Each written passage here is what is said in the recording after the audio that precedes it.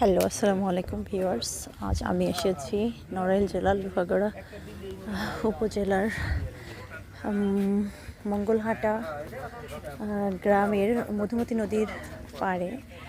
এখানে হাঁসের মাংস এবং চাউলের আটার রুটি, মানে চাউলের গুঁড়া রুটি যেটা, এটা তৈরি হয় এবং এখানে খুব স্পেশাল কিছু চা দেওয়া হয়, যেমন মালাই চা, দুধ চা, রং চা, এবং চাগুলো অত্যন্ত সুস্বাদু।